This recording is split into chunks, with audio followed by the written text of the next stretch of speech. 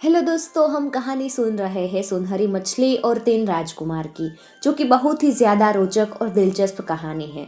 लेकिन दोस्तों, अभी तक आपने इससे पहले के वीडियोस को नहीं देखा तो उसे जरूर सुन लीजिएगा, ताकि यह भाग सुनने में आपको और भी ज्यादा मजा आएगा, जिसकी लिंक मैंने डिस्क्रिप्शन बॉक्स में दे दी है। और पिछले वीडियो में हमने देखा कि राजकुमार के दोनों भाई पत्थर के पुतले बन गए हैं और तीसरा भाई उन दोनों की खोज में निकल पड़ा है। अब सुनते हैं आगे की कहानी। कई दिन की यात्रा के बाद तीसरा कुमार संध्या समय उसी नगर की उस सराय में पहुंच गया। सराय वाले ने उसे बड़े तपाक से बिठाकर उसके आगमन की तुरंत खबर राजमहल में भिजवाई। राजा ने उसे महल में लिवा लाने के लिए कई आदमी रवाना किए। फिर यह सोचकर कि उसका दामाद अपने पराक्रम से सभी बाधाओं को चुराकर सकुशल वापस आया है, उसने बड़े उत्सव और नाच गान का प्रयोजन किया और आयोजन भी किया। आधी रात तक दावत, राग रंग और खेल कूद चलते रहे। फिर राजकुमारी और राजकुमार शयन कक्ष में गए। राजकुमारी पलंग पर लेटने के पूर्व नित्य नियम के अनुसार जब भगवान की प्रतिमा के सामने सिर नवाकर प्रार्थना कर रही थी, राजकुमार खिड़की के निकट खड़ा होकर बाहर छिटकी हुई चांदनी का अवलोकन करने लगा। अकस्मात उसकी निगाह दूर टेकरी पर झगमगाते हुए एक महल पर पड़ी। देर तक उसे एकटक देखकर राजकुमार ने कहा, राजकुमारी, यह महल किसका है? राजकुमार, यह आप मुझसे क्यों पूछते हैं? आप यह जानते हैं कि उस महल में जाकर वहां से बाहर निकलना कितना कठिन होता है। फिर आप उधर क्यों देख रहे हैं? राजकुमारी ने कहा। राजकुमारी के ऐसा कहने से ही कुमार समझ गया कि उसके दोनों भाई पहले उस महल में जा चुके हैं और हो न हो वे उसी महल में बंद है। यह सोचकर वह उसी क्षण उस महल के भीतर जाने के लिए अधीर हो उठा। वह राजकुमारी से विलग होकर चलने लगा। राजकुमारी ने अपनी भुजाओं में उसके पैर पकड़ लिए, किंतु वह उसके लाख कहने पर भी न रुका। राजकुमार उस महल के समीप पहुंचकर बड़ी सावधानी से हर तरफ से उसका निरीक्षण करने लगा। बिना समझे बुझे वह कहीं पैर नहीं रखना चाहता था। महल के पिछवाड़े जाकर उसने देखा कि एक छोटा सा वैसा ही महल वहां और खड़ा है। थोड़ी ही देर बाद उस छोटे महल में से हाथ में एक थाल लिए एक बुढ़िया निकलकर बड़े महल की तरफ जाती दिखाई पड़ी। राजकुमार के इशारा करते ही उसके कुत्ते ने लपक कर बुढ़िया का टांग पकड़ डाला।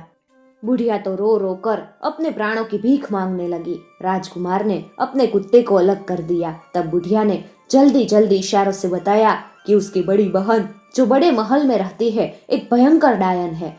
तुम महल में जाना तो उसके लाख कहने पर भी वहां कोई चीज मुंह में न डालना, नहीं तो अपने घोड़े तथा कुत्ते सहित तुम भी पत्थर हो जाओगे। वहां जो खाने की चीजें रसोई घर में हो उनमें से कोई न कोई चीज बुढ़िया को जबरदस्ती जरूर खिला देना। यह कहकर वह बुढ़िया जो आगे बढ़कर महल के पास पहुंची तो अचानक महल की दीवार में एक छेद हो गया और वह उसमें पैसकर अंदर चली गई। उसके पैसते ही वहां से वह दीवार फिर जो की त्यों हो गई। यह दृश्य देखकर राजकुमार को बड़ा अचंभा हुआ, किंतु वह सजाग हो चुका था, इसलिए निर्भय होकर महल की परिक्रमा करने लगा। अचानक उसे एक जगह थोड़ा सा प्रकाश दिखाई दिया। वहां जाकर उसने देखा कि जमीन से लगी हुई एक खिड़की है और उसके भीतर बैठी एक बुढ़िया चरखा काट रही है। राजकुमार ने संभलते हुए कहा कि बुढ़िया यही है जिसकी छोटी बहन से उसकी मुलाकात हुई थी। कुमार ने बड़ी विनम्रता से उसे नमस्कार किया। क्यों, इधर क्यों आ निकले हो तुम?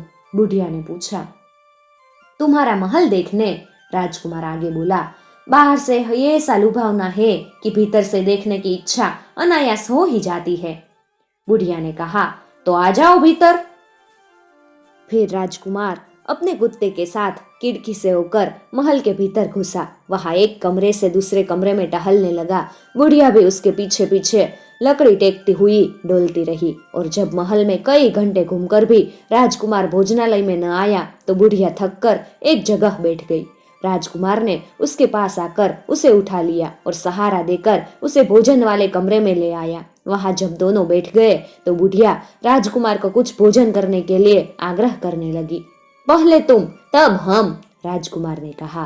बुढ़िया कहती कि उसे भूख नहीं। राजकुमार कहता कि उसे तनिक भी भूख नहीं।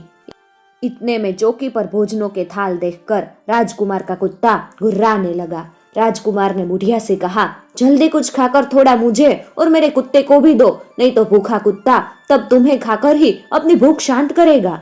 बुढ़िया कुछ भी हाँ ना कर रही थी।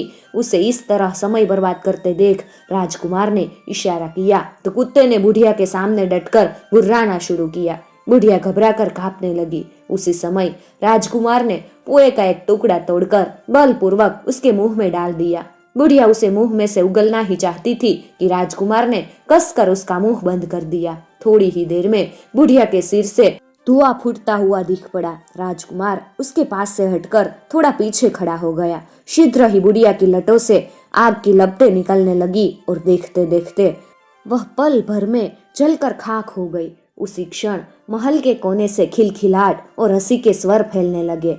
फिर महल के अंदर बंद कमरों के द्वार टूट टूट कर गिरने लगे और उन कमरों में से निकल निकल कर न जाने कितने राजकुमार, राजकुमारियां और राजे महाराजे सभा भवन में इकट्ठे हो गए। उसी समुदाय में अपने दोनों भाइयों को उनके कुत्तों सहित देखकर राजकुमार हर्षातिरेक से चिल्ला उठा। वे उसके पास आकर गले से लिपट गया। वहां एकत्र सभी राजकुमारों और राजकुमारियों ने एक स्वर से तीसरे राजकुमार को उस महल का स्वामी स्वीकार किया और उन राजकुमारियों में से जो सर्व सुंदरी थी उसने उसके गले में वरमाला डाल दी। जब राजा को यह समाचार मिला तो उन्होंने अपने मंत्री को भेजकर उन सभी राजकुमारों और राजकुमारियों को अपने यहाँ दावत में बुलाया। हूबहू एक ही गठन और रूप रंग के 3-3 राजकुमारों को देख राजा और समस्त सभासद हैरान थे। सबको परेशान और राजकुमारी को म्लान देख उसने कि जिसने सतमुखी अजगर को मारा था आगे बढ़कर अपनी पत्नी का हाथ ग्रहण कर लिया और अपने ही समान उन 2 राजकुमारों की ओर संकेत करके कहा, प्राणेश्वरी, ये दोनों हमारे सहोदर है। उन कुमारों ने अपनी भाभी को सादर अभिवादन किया। राजा ने अपने जमाई को अपना महल और राज्य दे दिया और दूसरे राजकुमार के लिए अपने ही महल जैसा सुंदर और विशाल एक दूसरा महल बनवा दिया। तीसरा राजकुमार जादुई महल के जादू को तोड़कर संपूर्ण संपत्ति सहित उसका स्वामी हो ही चुका था। दूसरे राजकुमार के लिए भी एक प्रसिद्ध राजा की राजकुमारी ब्याह कर लाई गई। इस प्रकार उस सुनहरी मछली के अंश से ज्योतिर्मय वे तीनों राजकुमार अपनी रानियों के साथ सुख और अपने महल में अपने घोड़े और कुत्ते सहित निवास करने लगे। कुछ दिनों बाद उन्होंने अपने वृद्ध माता पिता को भी वही बुलवा लिया और वे बारी बारी से 4-4 महीने अपने तीनों बेटों और बहुओं के साथ आनंद पूर्वक निवास करते थे और वे सब मिलजुल कर खा पी के बड़े आनंद से रहते थे। दोस्तों, अगर आपको हमारी यह कहानी अच्छी लगी हो तो हमारी चैनल को जरूर सब्सक्राइब कर लीजिएगा और साथ ही दिए गए बेल आइकन को भी प्रेस कर लीजिएगा ताकि आने वाले ऐसे ही नई कहानी के वीडियोस की नोटिफिकेशन सबसे पहले आपको मिल सके।